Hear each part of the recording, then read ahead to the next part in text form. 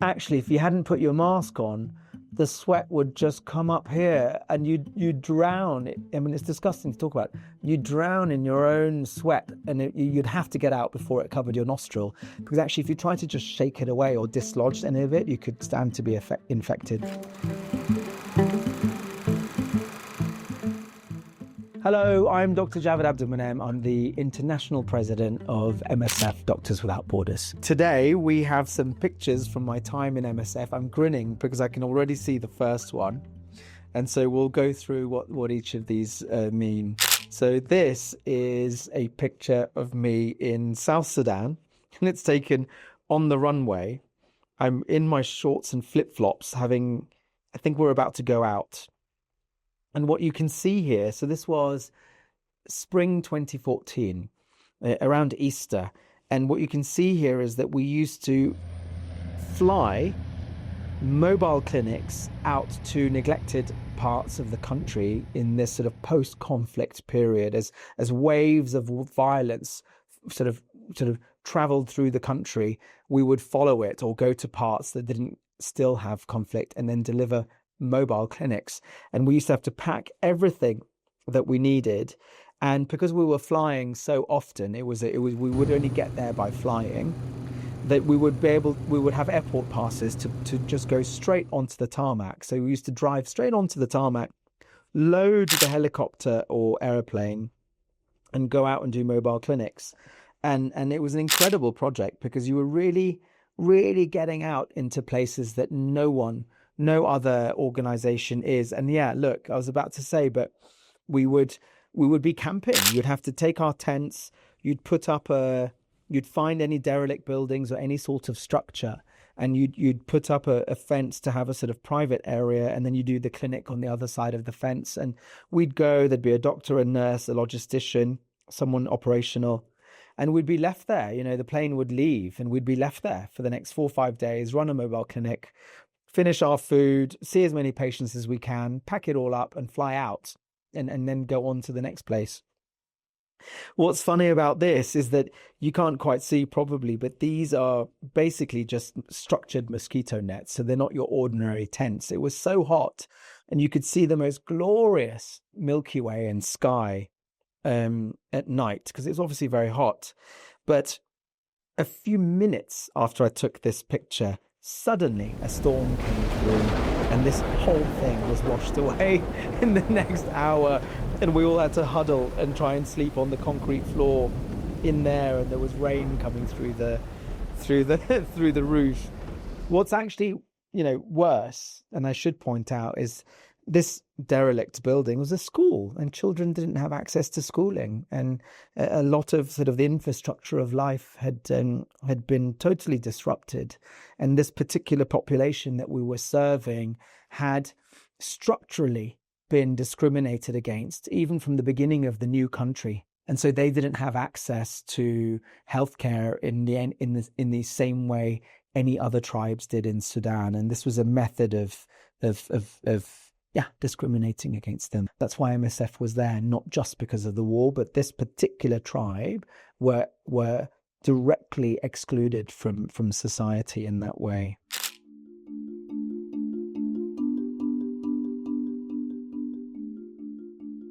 So while I was in that project, Ebola in West Africa was declared, and that was the first time Ebola had been in West Africa. Up until then, it had been around Democratic Republic of Congo and some other outbreaks in Sudan and I think Uganda, I forget.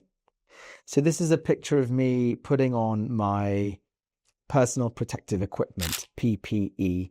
And in those days, it was, so it's 2014. I went out in September, did a month, and you had to wear double, triple layers of plastic and make sure that no element of skin at all was exposed. What's interesting, or what's to note about this, is if you put the mask on in the wrong way and the goggles, you'd sweat so profusely, but the liquid of your sweat would catch in this duckbill mask. And if you hadn't put it on the right way, it wouldn't be able to flow away. So not only was there a time limit just due to the severe heat and dehydration, because your Wellingtons would fill with your sweat, um, actually, if you hadn't put your mask on, the sweat would just come up here and you'd drown. I mean, it's disgusting to talk about. You drown in your own sweat and you'd have to get out before it covered your nostril. Because actually, if you try to just shake it away or dislodge any of it, you could stand to be infected. So you had to pay real attention to how you put this stuff on. And then don't forget that taking it off after you've been in infected areas is triply dangerous, because then you'd have Ebola virus on this. So there was a meticulous way of getting it off. But of course, the story isn't about me or that. The story there was about having a disease which had affected poor populations for decades, but had no research, so no vaccination, no treatment for it up until that stage. And now there is, because it came because of the size of that epidemic, it came to risk Western populations, right? And that's the story of Ebola, about neglected diseases and the structure of global health and the inequity that you find in the world, where diseases that affect poor populations or marginalized populations don't get the research and funding and treatments developed in the same way that diseases that affect rich populations. And Ebola was one of them. So, yeah, there were a lot of deaths in that time, a lot of deaths that hit me. Yeah, a few patients that I wish we could have done more for and should have survived and would have been alive today.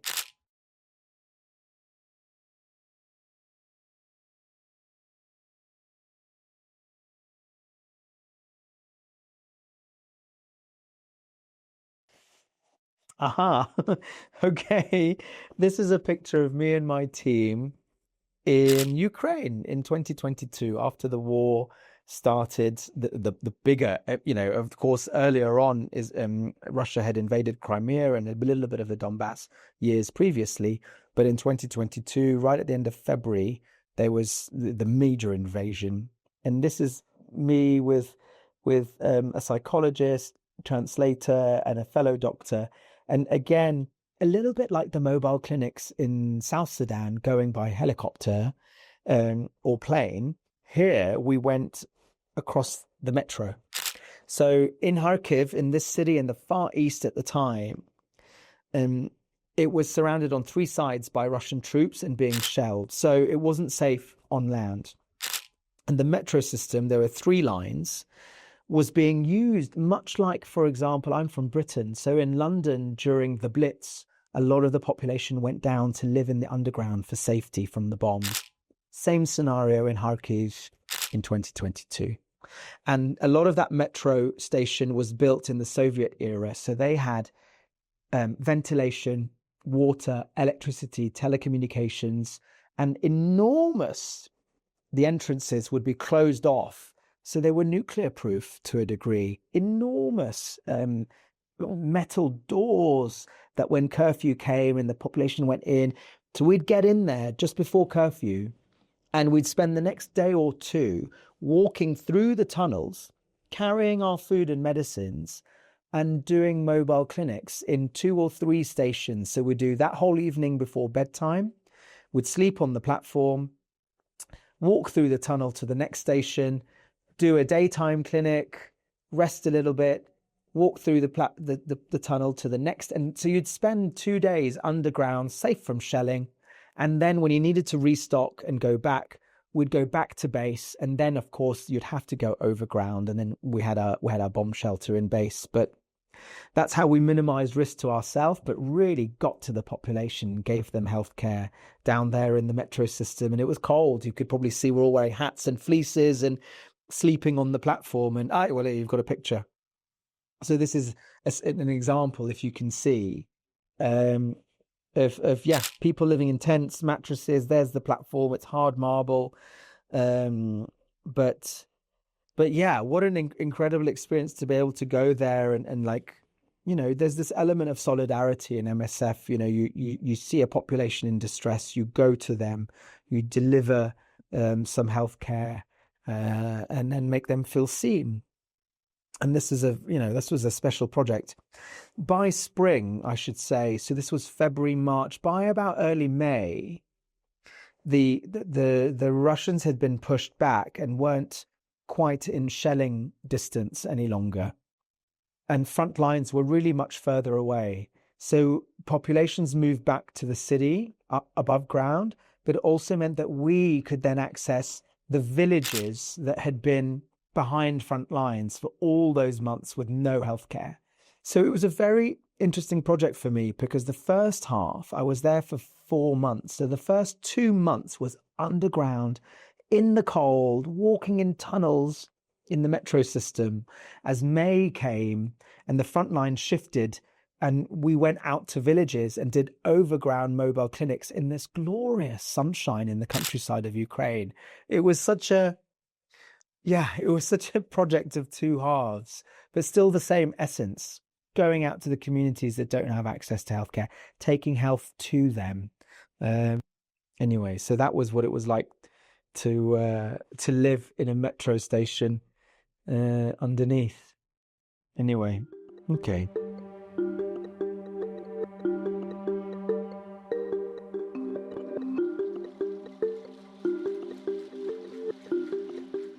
Yeah, Gaza. Okay, this is a picture of Nasser Hospital. So I was in Nasser, and what you can see there is the whole front gate is destroyed. A few buildings at the front there destroyed. I arrived to work in Nasser and here's another picture of Nasser now, and actually to see that there's obviously been some destruction to this patient area, rubble everywhere. That's not a usable patient area. So you've lost an element of the healthcare system there because of some form of explosion one way or another. And of course, what we know now about how Israel has sort of systematically dismantled the healthcare system in Gaza, you can see an element of it there. But here, when I arrived in Nasser in the beginning of June 2024, that was only about a month after it had been, or 3 weeks after it had been reopened, after it had been occupied by the Israeli army and sort of decommissioned. And at that time, in May, then the Rafah border and all of Rafah had been evacuated, it had been closed, and there was active conflict there.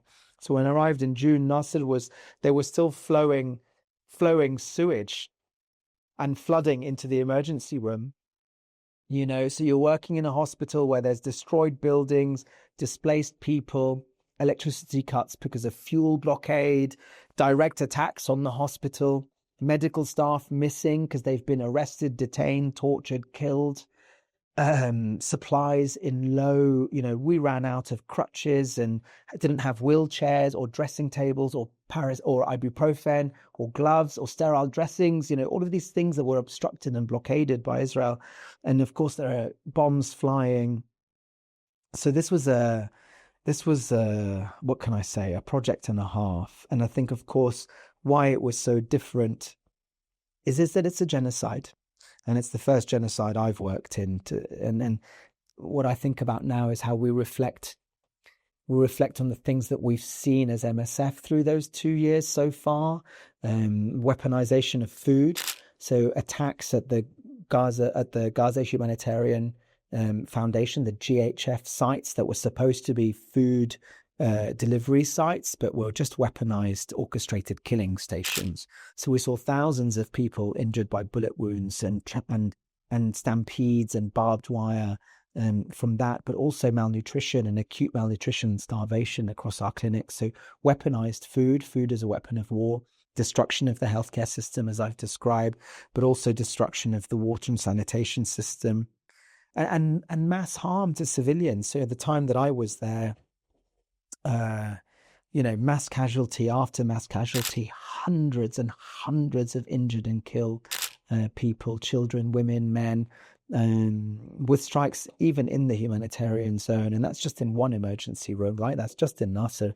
I'm not saying there were hundreds across all the field hospitals and clinics. That was just in the ER that I worked. And then to put that into context, you'd often be on the ward and you'd hear a wail, and you'd go, and your colleague has just found out that their child has been killed, and this happened at one point 3 times in 5 days. and children and husbands and wives of my colleagues being killed, while playing in the street or just in their tent at home. But yeah, so I look at this picture of Nasser, and our unit was just here. This is sort of the way to our burns and trauma unit next to the ER. But just opposite, there was a school that was a displaced site, and on this western edge too, and they both got bombed when I was there too. And there were some injuries and deaths from that. There's a cemetery on the other side of Nasser there, in open land, and people were trying to live there. There's not space. They've been all hemmed in and displaced. But often you'd be coming to work in the morning and you'd just see families have arrived to the morgue, and they would take their dead loved ones wrapped in white sheets out to that cemetery, and there'd just be a stream of them all day. So this picture really, really tells a lot, the destruction, the sewage, wow.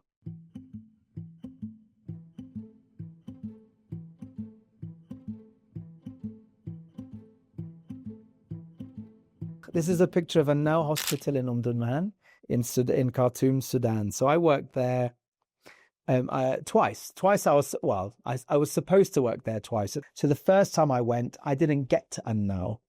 But the second time I went, I did, which was this year.